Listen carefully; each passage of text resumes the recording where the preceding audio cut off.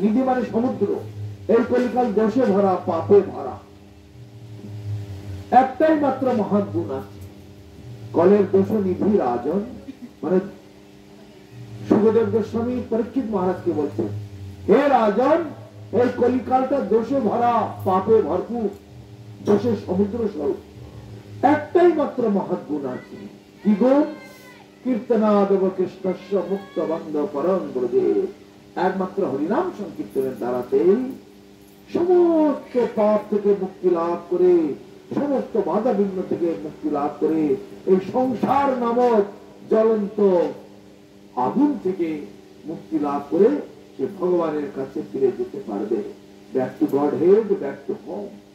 নিজের বাড়ি ফিরে যেতে পারবে, ভগবানের কাছে ফিরে যেতে পারবে। এই একমাত্র সর্বশ্রেষ্ঠ অর্থ।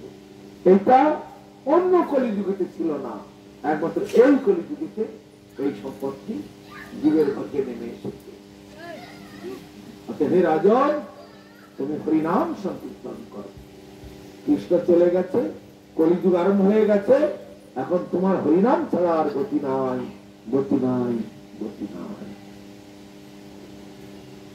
আর বিশেষ করে এই দামোদর মাসে, ব্রত মাসেতে যারা হরিনাম করছেন আরো বেশি পুণ্য অর্জন করছেন। এই দামোদর মাস বছরের 12টা মাসের মধ্যে সর্বশ্রেষ্ঠ মাস হচ্ছে এই দামোদর মাস। দামোদর মাসের মহিমা অনন্ত অব্যক্ত। একদিন যদি ভগবানের চরণে একটা দ্বীপ দেওয়া যায়, লক্ষ লক্ষ জন্মের পাপ সব খণ্ডন হয়ে যায়। এত বড় মহাত্ম, হাজার হাজার চিত্ত ভ্রমণের ফল হয়, হাজার হাজার লক্ষ লক্ষ পূর্ণ কর্মের ফল এক সেকেন্ডে পাওয়া যায়। অনন্ত কথাবার্তা রয়েছে। সময় যেহেতু অল্প, আমি আপাতত সংক্ষেপে সেরে দিচ্ছি, কিন্তু আপনারা এখানে অনেকজন মান্যগণ্য দেশ বরেণ্য বিজ্ঞজন আছেন। যদি কারো কোনো প্রশ্ন থাকে, জিজ্ঞাসা থাকে, আপনারা প্রশ্ন করতে পারেন। যথাসাধ্য গুরু কৃপাতে আমি চেষ্টা করবো আপনাদের প্রশ্নের সমাধান করতে। না তো আমি যখন চলে যাবো পরে আবার বলবেন উনি তো ওনার মতো এক হাতে তালি বাজিয়ে দিলেন, আমাদেরকে একটু সুযোগ দিল না বলবার। যদি কারো কোনো প্রশ্ন থাকে আপনারা প্রশ্ন করতে পারেন, জিজ্ঞাসা থাকলে জিজ্ঞাসা করুন। যথাসাধ্য আমি চেষ্টা করবো উত্তর দেওয়ার। আর নয় তো আগে থেকে কথা বলে সমাপ্ত করে দিতে পারি।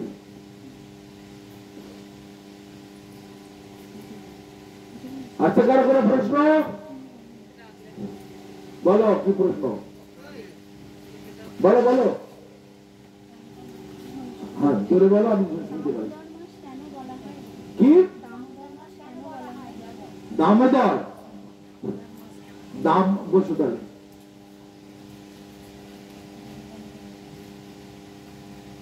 দাম মানে হচ্ছে দড়ি, উদর মানে পেট,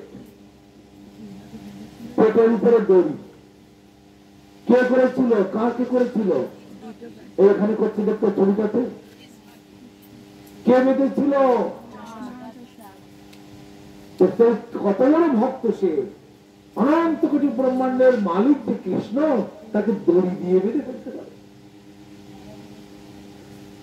কোটি কোটি মুনি ঋষি, শিব শুভ নারদ ব্রহ্মা আদি দেবগণ যাকে ধ্যান করেও পায় না,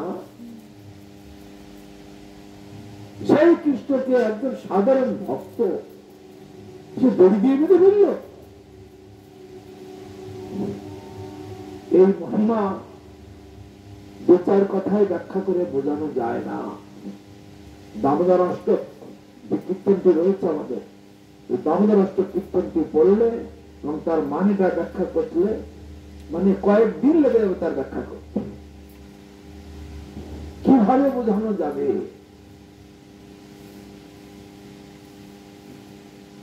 ভগবানের মহিমা এমন,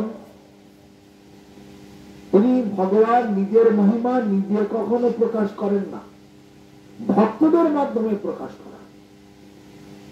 ভক্ত শ্রীমদ্ ভাগবত ভক্তদের মহিমা, ভক্তদের গুণগান। ভক্তের মহিমা যত উজ্জ্বল হবে, কেন্দ্রবিন্দু তো ভগবান, ভগবানের প্রতি সবাই অনুরক্ত হবে, ভক্তি হবে, ভগবান বিষয়ে বিশ্বাস করবে। এই দামোদর মাস রাধারানীর অতীব প্রিয় মাস। রাধারানীও আক্ষেপ করছে, আমার প্রিয় কৃষ্ণ, কৃষ্ণ আমাকে ছাড়া জানে না, আমি কৃষ্ণকে ছাড়া জানি না, কিন্তু আমি কখনো কৃষ্ণকে দড়ি দিয়ে বেঁধে ফেলতে পারিনি। মা এত সৃষ্টি করেছে, এত ভক্তি করেছে, তাহলে দড়ি দিয়ে বেঁধে ফেলল? অত্যন্ত আশ্চর্যের ব্যাপার। এই ব্যাখ্যা ভীষণ লম্বা চওড়া ব্যাখ্যা, কয়েকদিন লেগে যাবে এর ব্যাখ্যা করতে। যারা নিয়মিত সাধু সঙ্গ করে, যারা নিয়মিত ভাগবত অধ্যয়ন করে, যারা নিয়মিত ভক্তি মার্গেতে থাকে, হরিনাম করে, একাদশী ব্রত করে, বা এই বৈষ্ণবীয় শুদ্ধ বৈষ্ণবীয় অনুশীলন করে, তারা ধীরে ধীরে ধীরে ধীরে হরিনামের বলেতে, ভক্তির বলেতে আস্তে আস্তে তাদের হৃদয়তে প্রস্ফুটিত হয়। তখন তারা বুঝতে পারে। এই ব্যাখ্যা ভীষণ তাৎপর্যপূর্ণ। আমরা জাগতিক কথা দিয়ে বুঝতে চেষ্টা করি। আইনস্টাইন, নিউটন, হেগেল, বড় বড় বিশ্ববিখ্যাত বিজ্ঞানীরা যে সকল জিনিস দেখতে পায়, সাধারণ মানুষেরা কি সেই সব জিনিস দেখতে পায়? একটা শ্রমিক রাস্তা দিয়ে যাচ্ছে, জল পিপাসা করছে, কল খুলে জল খেয়ে নিল, চললো, কল পেয়েছে একটা। কিন্তু একজন শিক্ষিত লোক, একজন ডাক্তার, একজন ইঞ্জিনিয়ার, সে রাস্তা দিয়ে যাচ্ছে, জল পিপাসা পেয়েছে, ওই জলটা রেখে খেতে পারছে না। সে বিসলারি ওয়াটার কোথায় আছে, সিল করা জল, সেই জল কিনে খাচ্ছে। কেন কলের জলটা খেলো না? কেন? তার সন্দেহ হচ্ছে এর মধ্যে ব্যাকটেরিয়া থাকতে পারে, আর্সেনিক থাকতে পারে, ভাইরাস থাকতে পারে, এই জলটা খাওয়ার জন্য আমার কোনো ভয়ঙ্কর রোগ হতে পারে। কিন্তু যাতে ছেলে নিজে খেয়ে গেল, ওর যে জ্ঞান বুদ্ধি লিমিটেড, সে জলের মধ্যে অনেক জীবাণু দেখতে পাচ্ছে না, কিন্তু ওই ডাক্তার কি একজন ইঞ্জিনিয়ার কি একজন উচ্চশিক্ষিত ব্যক্তি, সে দেখতে পাচ্ছে। তো সকলের দর্শনটা সমান নয়। অতএব তেমনি বড় বড় বিজ্ঞানীরা যে জিনিস দেখতে পায়, সেই জিনিস সাধারণ মানুষেরা দেখতে পায় না। তো বড় বড় মুনি ঋষিগণ যে ব্যাখ্যা দিয়েছেন এই দামোদর মাসের সম্পর্কে, সাধারণ মানুষের বোধগম্য নয়, বললে তারা বুঝে উঠতে পারবে না। সংক্ষেপে যেটা বলা হলো, অনন্ত কোটি ব্রহ্মাণ্ডের মালিক, তাকে যারা বেঁধে ফেলতে পারে, মুঠোর মধ্যে বসে রাখতে পারে, লাঠি নিয়ে তাড়া করতে পারে, রাত দই চুরি করে খেয়েছে, ননি চুরি করে পিটিয়ে চাল তুলে দেবে, কাঁদতে কাঁদতে চোখ মুছতে মুছতে ছুটে পালাচ্ছে। তার বাবা নন্দ মহারাজ, আমার চোখে খড়মগুলো নিয়ে আয়, খড়ম দুটো মাথায় করে বাচ্চার ছেলে বাবার খড়ম এগিয়ে দিতে যাচ্ছে। কিন্তু অনন্ত কোটি ব্রহ্মাণ্ডের মালিক, ছেলেরা গিয়ে নালিশ করেছে, মাঝে মাঝে আবার তুমি প্রকাশ করে দিচ্ছেন, কিন্তু লোকে বুঝতে পারছে না কিরকম প্রকাশ করছেন। খেলতে খেলতে ছোটবেলায় ছড়ে হাঁটতে শিখেছে, পড়ে যাচ্ছে, হামাগুড়ি দিচ্ছে, তার মধ্যে মাটি দিয়ে খেয়েছে। অন্য ছেলেরা মাকে গিয়ে নালিশ করলো, মা মা দেখো তোমার কানাইয়া মাটি খেয়েছে। সে মাটি খেয়েছে? আমার ঘরে দুধ, ছানা, ঘি, মাখন, ননি, লাড্ডু, পুরি, কচুরি, মিষ্টি মিঠাই কোনো অভাব আছে? মাটি খেয়েছে? ওই দেখে দেখি দেখি দৌড়ে মা রান্না করতে করতে ছুটে চলে এসেছে। হ্যাঁ, তুই মাটি খেয়েছিস কেন? মাটি মুখ দিয়ে মাটি সব দেখা যাচ্ছে। হ্যাঁ, বেকার বেকার বেকার মাটি বেকার। না, আমি মাটি খাইনি। মুখ খোল নাকি? মুখটা খুললো, মাটি দেখতে পাচ্ছে, কোটি কোটি ব্রহ্মাণ্ড তার মুখের মধ্যে খুঁজছে। ইহকাল, পরকাল, মহাকাল, অর্জুনকে যেমন বিশ্বরূপ দেখানো হয়েছিল, বিরাট বিশ্বরূপ তার মুখের মধ্যে দেখতে পাচ্ছে।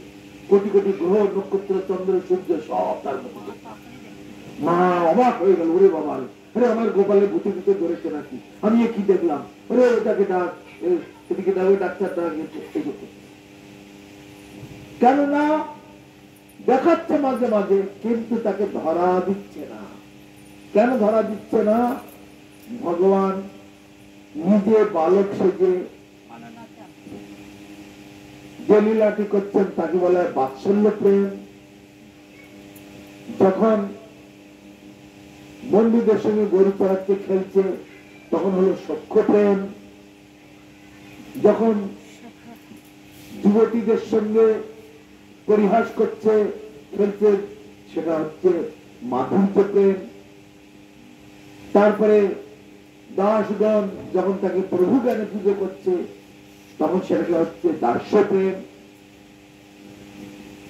আরেকটি আছে শান্ত বলা হয়, পশু পক্ষী বন জঙ্গল কাপড় বিষয় আছে এইসব। দাম শান্ত দাস্য সখ্য বাৎসল্য মধু, এই পঞ্চরসিতে ভগবান সমস্ত জীবের কাছ থেকে তিনি আনন্দ উপভোগ করছেন।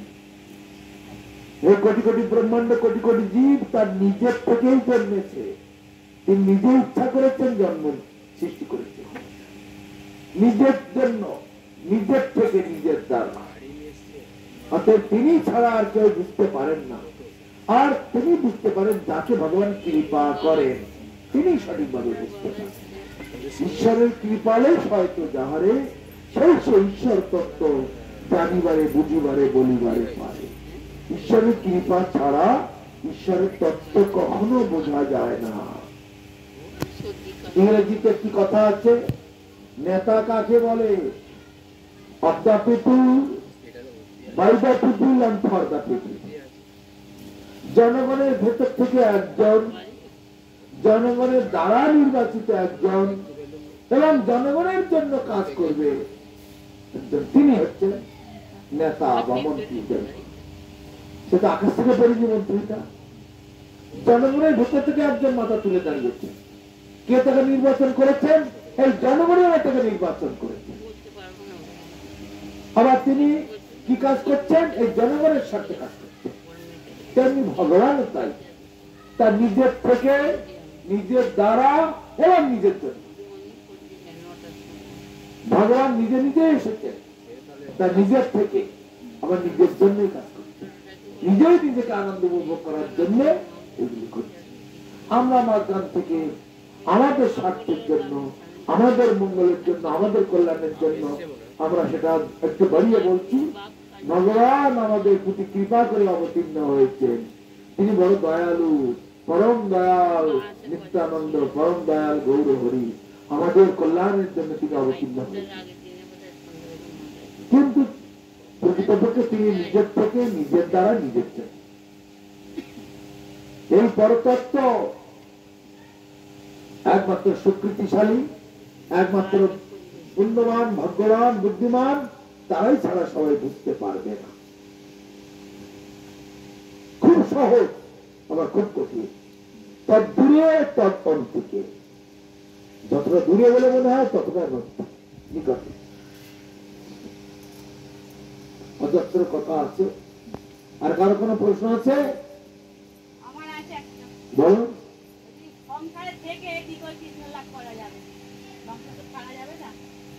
হ্যাঁ, সংসার এখানে দুই রকম, একটা হচ্ছে মায়ার সংসার আর একটা ভগবানের সংসার। মায়ার সংসার কাকে বলে?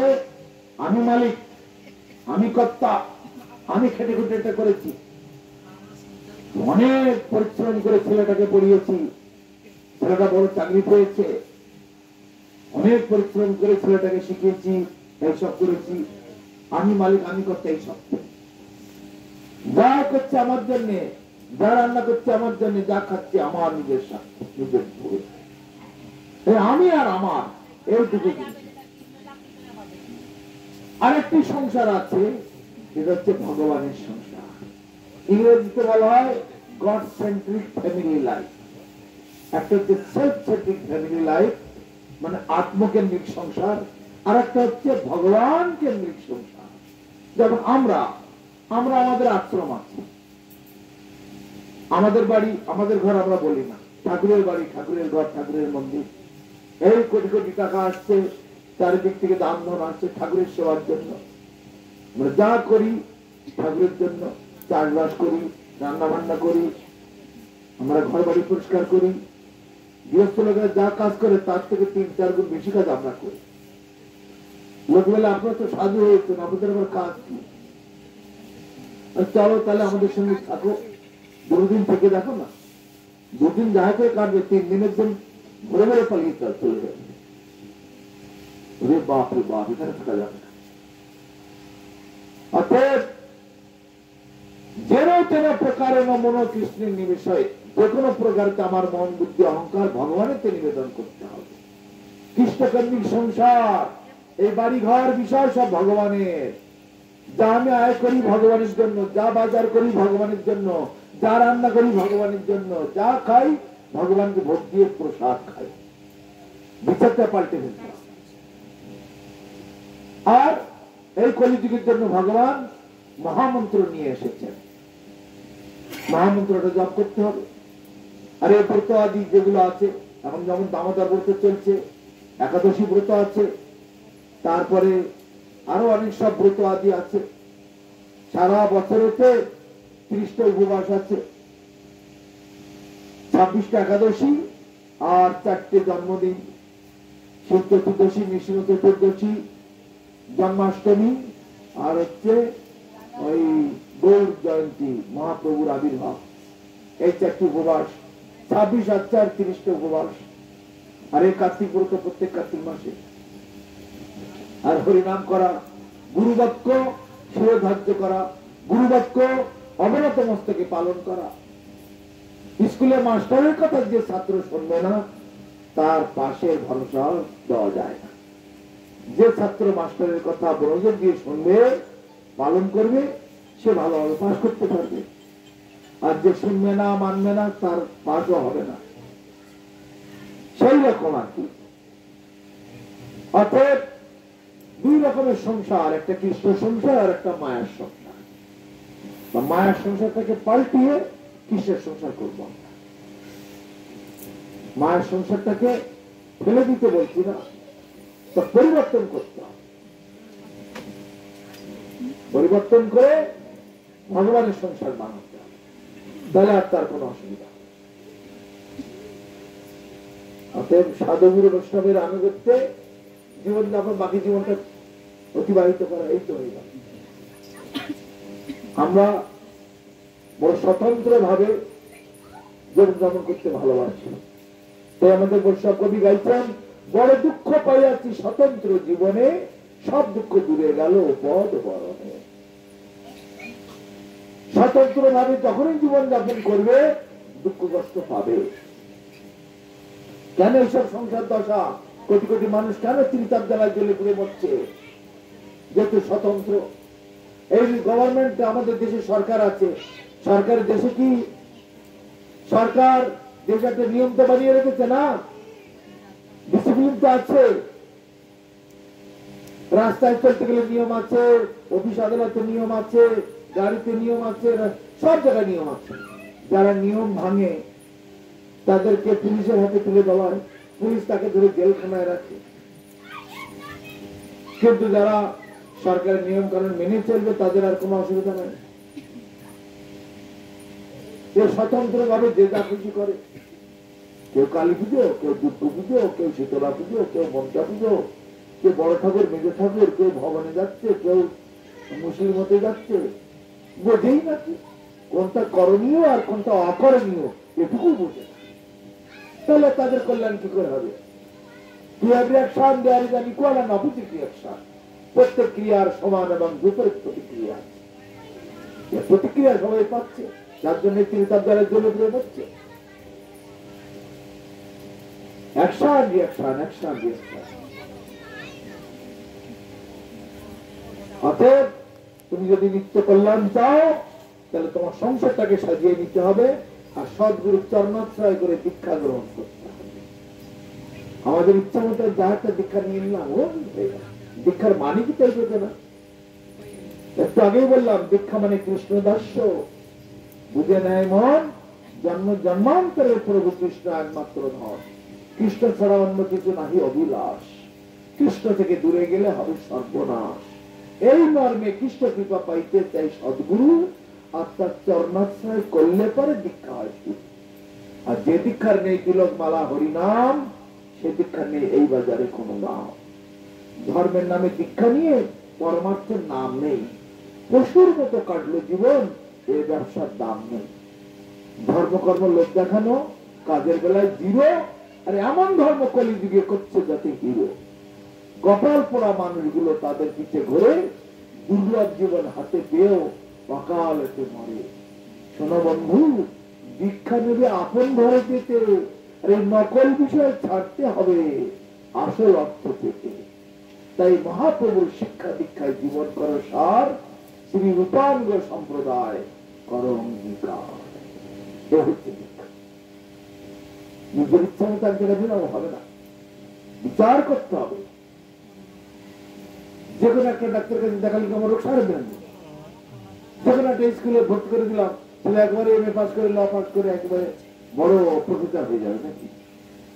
বিচার ভাবনা আছে। আর কারো প্রশ্ন আছে?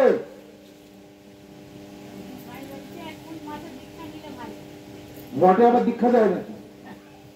মঠ তো ইটপাটকেল দিয়ে করা। আরে বাবা, কোন হসপিটালে গেলে আমার রোগ সারবে? হসপিটাল তো ইটপাটকেল দিয়ে করা। কোন মাসে? যেদিন তোমার বুদ্ধি খুলবে সেই মুহূর্তে 1 সেকেন্ড দেরি করা যাবে না। শোনো, তাহলে তোমার কথা উত্তরটা ভালো করে দিই। নদী পার হচ্ছে, নদীর মাঝখানে নৌকো ডুবে গেছে। তখন কতগুলো জেলেরা নৌকো নিয়ে এসে না না, এই মাসে আমি এখন উঠবো না, পরের মাসে উঠতে ভালো দিন দিকে উঠবো।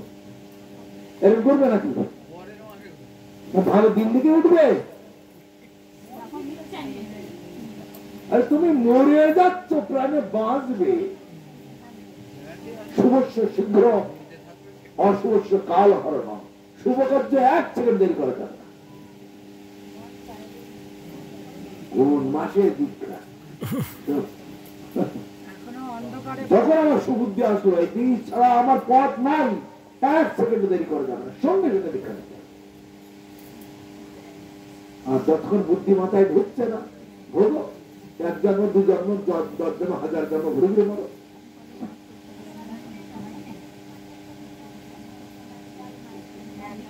হরে কৃষ্ণ। আর কারো প্রশ্ন আছে বলুন?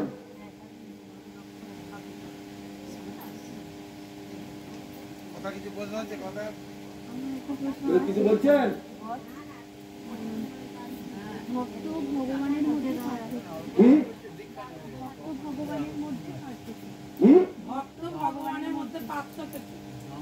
গুরু বৈষ্ণব ভগবান, বসো। ভক্ত আর ভগবান বেশি লম্বা করবো না, সংক্ষেপে বলি।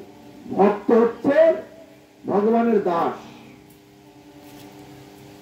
ভগবান ভক্তের মাধ্যমে তার মহিমাটা প্রকাশ করেন। তো গুরু বৈষ্ণব ভগবান, তিনের শরণ, তিনের শরণে হয় সর্ববিঘ্ন বিনাশন। আগে গুরুচরণ আশ্রয় করতে হবে, তারপরে গুরুর কাছ থেকে আমি সব শিক্ষা হয়তো নাও পেয়ে উঠতে পারি, আশেপাশে বৈষ্ণবরা আছে, তাদের সাহায্য আমি নেব। তো গুরু বৈষ্ণব, তারপরে আছেন ভগবান।